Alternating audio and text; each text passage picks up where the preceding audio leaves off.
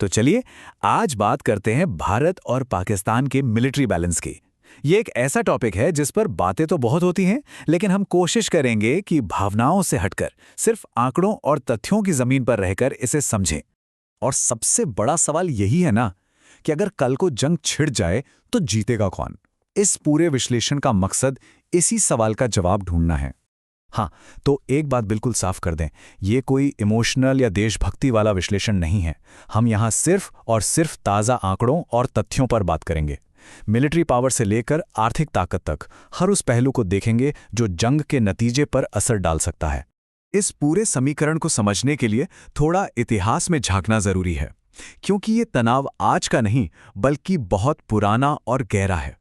देखिए, 47 से ही पहला कश्मीर वॉर, फिर 65 का युद्ध, 71 में बांग्लादेश का बनना और फिर 99 का कारगिल, और तनाव तो आज भी बना ही हुआ है। तो ये दुश्मनी बहुत गहरी है और समय के साथ इसके रूप भी बदलते रहे हैं। लेकिन एक बात समझनी होगी, आज का युद्ध पहले जैसा नहीं है। अब लड़ाई सिर्फ टैंक और तोप से नहीं होती। अब मैदान में सैटेलाइट्स, ड्रोन्स और साइबर अटैक्स जैसे खिलाड़ी भी हैं जो पूरे खेल को बदल सकते हैं।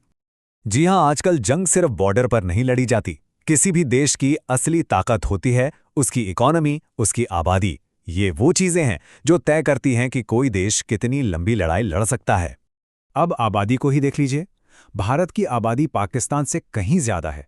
इसका सीधा मतलब है कि जरूरत पड़ने पर ज्यादा सैनिक मिल सकते हैं।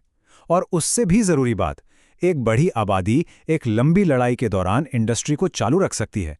शॉर्ट वॉर में शायद इसका ज्यादा असर न दिखे, पर अगर लड़ाई लंबी खिंच गई तो ये एक बहुत बड़ा एक डिसाइडिंग फैक्टर बन सकता है। और अब बात करते हैं पैसे की। डिफेंस बजट में जमीन आसमान का फर्क है। ये आंकड़े साफ दिखाते हैं कि भारत के पास अपनी सेना पर खर्च करने के लिए कितना ज्यादा पैसा है। और इस पैसे का मतलब है बेहतर हथियार, ज्यादा गोला बारूद और लेटेस्ट टेक्नोलॉजी। बिल्कुल सही बात है। युद्ध जीतने के लिए सिर्फ सेना नहीं, पैसा चाहिए, क्योंकि मॉडर्न वॉरफेयर बहुत महंगा है और जिसके पास ज्यादा पैसा है वो ज्यादा देर तक टिक सकता है। सिंपल। तो चलिए अब सीधे सीधे दोनों देशों की मिलिट्री पावर को कंपेयर करते हैं, देखते हैं कौन कहां मजबूत है और कहां कमजोर। तो ये ग्लोबल फायर पावर की 2026 की रैंकिंग है। भारत चौथे नंबर पर है और पाकिस्तान 14वें पर। साफ तौर पर ओवरऑल भारत का पलड़ा भारी है, खासकर नेवी और एयरफोर्स में। वहीं पाकिस्तान की आर्मी की एक खासियत है उसकी फोकस्ड डिप्लॉयमेंट, मतलब उनकी ज्यादातर फौज एक ही मोर्चे यानी भारत की सीमा पर तैनात रहती है। इससे वो तेजी से एक्शन ले सकते हैं। और नेवी की बात करें तो ये भारत का एक बहुत बड़ा स्ट्रेटेजिक एडवांटेज है। भारत की ताकतवर नौसेना पाकिस्तान के समुद्री व्यापार के रास्ते बंद कर सकती है। सोचिए, अगर पाकिस्तान तक तेल और जरूरी सामान पहुंचना बंद हो जाए तो उनकी इकोनॉमी और वॉर मशीनरी दोनों ही ठप पड़ सकती है। और जैसा मैंने पहले कहा था, लड़ाई का तरीका बदल चुका है। अब पहली गोली चलने से पहले ही साइबर अटैक हो सकते हैं, पावर ग्रिड फेल किए जा सकते हैं, बैंकिंग सिस्टम ठप किया जा सकता है। फिर आते हैं ड्रोन के झुंड जो एक साथ हमला करके किसी भी डिफेंस को तोड़ सकते हैं। और ब्रह्मोस और शाहीन जैसी मिसाइलें तो हैं ही जो सैकड़ों किलोमीटर दूर से अपने टारगेट को सटीकता से हिट कर सकती हैं। तो हमने आर्मी, इकोनॉमी, टेक्नोलॉजी सब देख लिया, लेकिन एक चीज है, एक ऐसा फैक्टर जो इन सारे कैलकुलेशंस को बदल देता है। और यही वो वजह है कि एक ऑल आउट वॉर क्यों नहीं होता, और वो है न्यूक्लियर वेपन्स यानी परमाणु हथियार।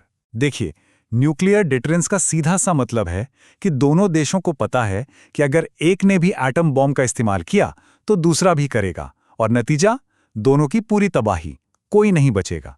इसी डर की वजह से एक बड़ा युद्ध हमेशा टलता रहता है। तो अगर हम अलग अलग सिचुएशंस को देखें तो एक पारंपरिक यानी कन्वेंशनल वॉर में भारत को अपनी बड़ी इकोनॉमी और साइज की वजह से साफ बढ़त हासिल है।